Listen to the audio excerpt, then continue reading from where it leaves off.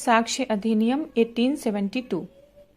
कल हमने इस अधिनियम की धारा 1 को देखा था और आज हम देखेंगे धारा 3 क्या कहती है, क्योंकि धारा 2 को निरसित कर दिया गया है, हटा दिया गया है।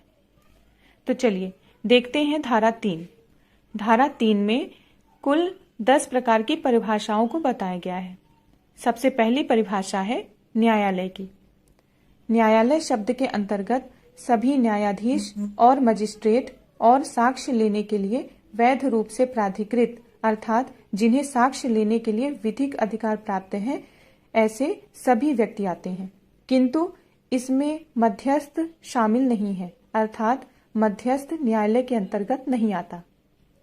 दूसरी परिभाषा है तथ्य की। तथ्य से अभिप्रेत है और इसके अंतर्गत आता है पहला, ऐसी कोई वस्तु, वस्तुओं की अवस्था या वस्तुओं का संबंध जो इंद्रियों द्वारा ज्ञात हो जाए, जैसे सुनकर, देखकर, छूकर। दूसरा, कोई भी मानसिक दशा जिसका ज्ञान किसी दूसरे व्यक्ति को हो जाए। तीसरी परिभाषा है सुसंगत। एक तथ्य दूसरे तथ्य से सुसंगत तब कहा जाएगा जब वह साक्ष्य अधिनियम में तथ्यों की सुसंगति जो कि धारा 5 से लेकर 55 में बताई गई है, उसमें उपबंधित प्रावधानों में से किसी भी एक दूसरे तथ्य के साथ जुड़ जाए, तो हम कहेंगे कि वह तथ्य सुसंगत तथ्य है। अर्थात धारा 5 से लेकर 55 के बीच में जो भी सुसंगत तथ्यों के प्रावधान बताए गए हैं, उन प्रावधानों में से किसी भी एक तथ्य के साथ अगर दूसरा तथ्य जुड़ जाता है तो हम कहेंगे कि वो सुसंगत है। फिर हम देखते हैं विवादक तथ्य।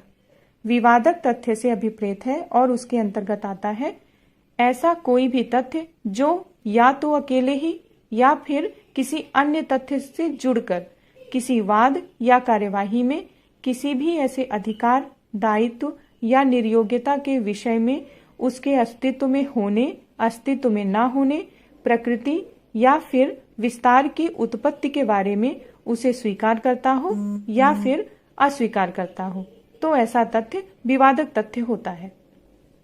अब हम देखते हैं दस्तावेज।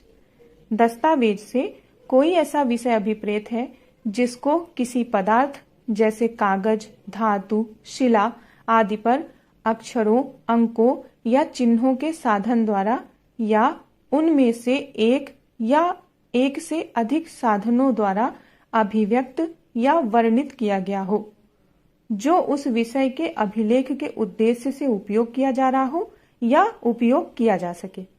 अब हम देखते हैं साक्ष्य। साक्ष्य शब्द से अभिप्रेत है और इसके अंतर्गत आते हैं पहला, वो सभी कथन जिनके जांचाधीन तथ्यों अर्थात ऐसे तथ्य जिनकी न्यायालय में जांच होगी, ऐसे तथ्यों के विषय में न्यायालय अपने सामने साक्षियों द्वारा कथनों को किए जाने की अनुज्ञा देता है या अपेक्षा करता है। ऐसे कथन मौखिक साक्ष्य कहलाते हैं। दूसरा, न्यायालय के निरीक्षण के लिए पेश की गई सब दस्तावेजें जिनके अंतर्गत इलेक्ट्रॉनिक अभिलेख भी आते हैं, ऐसी दस्तावेजें दस्तावेजी साक्ष्य कहलाती हैं। साबित।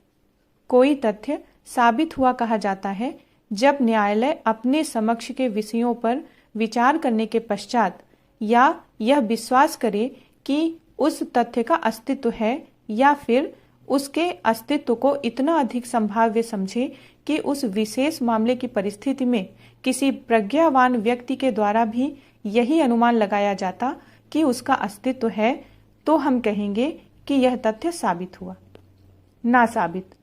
कोई तथ्य ना साबित हुआ कहा जाता है जब न्यायालय अपने समक्ष के विषयों पर विचार करने के पश्चात या तो यह विश्वास करे कि उसका अस्तित्व नहीं है या फिर इतना अधिक संभाव्य माने कि किसी प्रज्ञावान व्यक्ति द्वारा भी यही अनुमान किया जाएगा कि उस तथ्य का अस्तित्व नहीं है।